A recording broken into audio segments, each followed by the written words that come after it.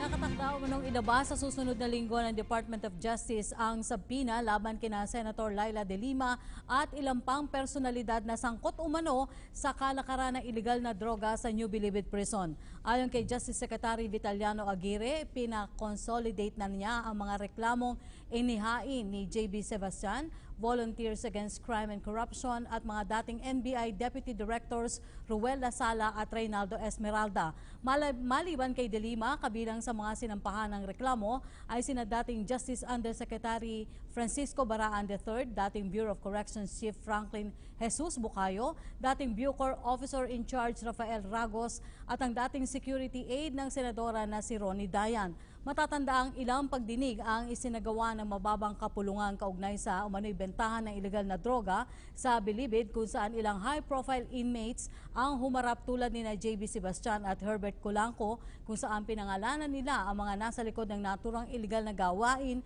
kabilang na umano si Senator Laila De Lima.